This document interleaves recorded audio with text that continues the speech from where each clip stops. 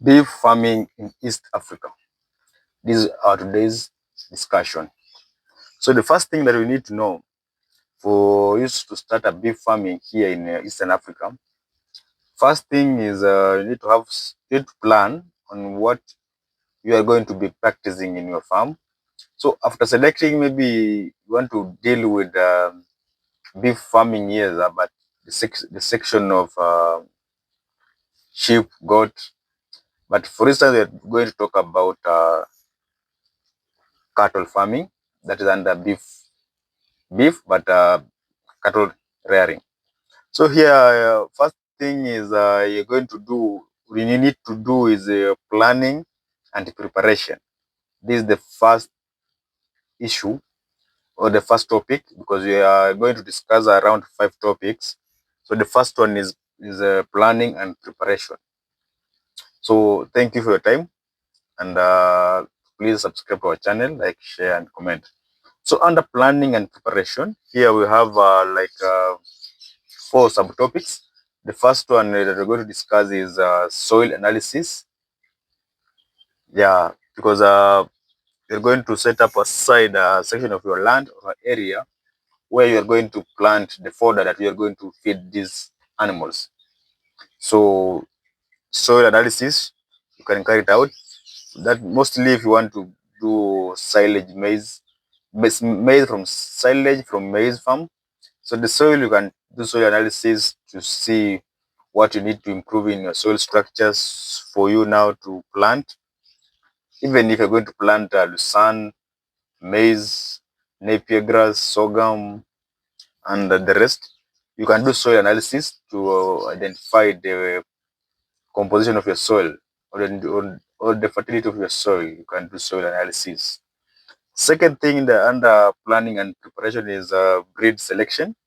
You can select which breed you're going to raise in your farm for beef production. So the best breed is the that you are seeing in our video, that is pure Sahiwal breeds.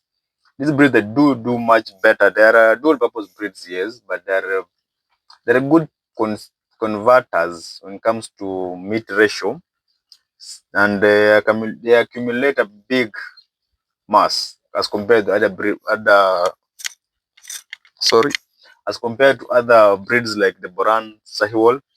This Boran and Zebu, these Sahiwal are the best, and they give good returns. So that is breed selection. Then you have pasture management. So long, okay, at first you said the soil analysis. So after doing your research about the fertility of your soil, now you come to pasture management. Which fodder are you going to plant? How are you going to plant it? By irrigation or by rainwater? Are you going to plant napier grass? How are you going to manage it? Weed controls, application of manure or fertilizer, such things are under pasture management. They're in the field. Okay, that is after soil analysis. Then you have water source. We are going to fetch your water that are going to give your livestock and pasture if you're going to farm under irrigation. So these are under planning and separation and preparation.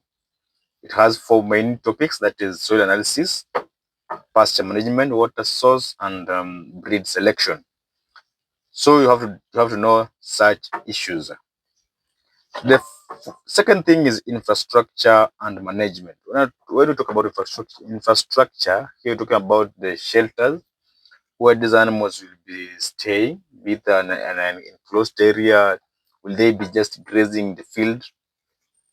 We have a grazing system, either going to use a paddock or those types of grazing systems that we have. We have feedlot, we have range, we have open grazing, tethering, all that. You need to discuss them so as you know which grazing system are you going to venture in. Still under management, you need to provide your animals with salt licks. Yeah, these are under management. Because these animals, they require salt to boost their growth and to balance their feed. You need to provide them with salt. Then another thing is animal health, still under infrastructure and management. Here, this is the thing. This is the second crucial thing after feeds. Feed should be the first crucial thing. Secondly, is the health of these animals. When you talk about the health of these animals, here we are discussing about the vaccination. Make sure you vaccinate your animals regularly, even if it is a remember. Okay, let's in the case where these animals are enclosed in an area. Here we talk about feedlot now. You can be deworming them twice a month, or not twice a month. After every 2 months, you do deworming, and you do deworming with different drugs from different companies. You can use, for instance, you can really say the first dewormer you can use albendazole, 10%. Second, you can use force. You can use levamisole. You have different types of drugs that you can give them, be it orally, be it injectable, to control the worms. That is under deworming. Vaccination, do regular vaccination. In case there is any outbreak, make sure you follow up with the local government for you to be at the par when it comes to vaccination regime of your animals, be it foot and mouth, be it black water, be it anthrax, Rift Valley fever, such diseases. Do vaccination. You know how to prevent. You can also learn, or you should know how to prevent diseases in your farm. Maybe at the entrance of your pen, you can set up a footpath with the copper 2 sulfate that we usually use to control the diseases in the farm. Secondly, there is feeding. No, third, there is feeding and nutrition. Here, make sure if you're going to feed your livestock on hay, make sure it's hay of high quality. Supply your animals with mineral supplements. Make sure the water is clean and the water is always available in the feeding areas throughout. And the pasture should also be of high quality, and if harvested at the correct time, so as the pasture should have nutrients, sufficient nutrients that they will give your animals. Because when you harvest too much matured, let's say napier grass, you'll find that the level of nutrient is very low as compared to the correct stage of harvesting this napier grass. So stage of harvesting should also be considered very, very crucial. Then water provision, so that we have talked about. If it is water from the river source, good. Water from drill, you can drill your own water.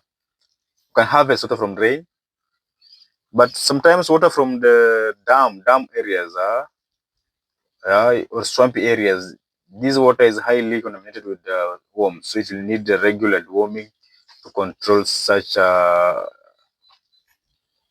worms that come from that water. Then you have market. This is another thing, market and distribution. Yeah. Here you can talk about, you can either source a direct sell. A direct sell here we talk about, you can contract yourself with an abattoir or a slaughterhouse where they will be purchasing your animals once they mature. They come, they buy them for you. Another thing you can do, you can contract the butchers. They come to your farm, buy, or you sell them the mature bulls or the mature animals. Another thing is farmers cooperatives. You can do a collaboration with a farm cooperative where they'll be purchasing livestock at a good amount of at a good price for you to get profit at the end. So this business is good once you have a good source of market. It is a good venture for you to venture in. Thank you for your time. Don't forget to subscribe, like,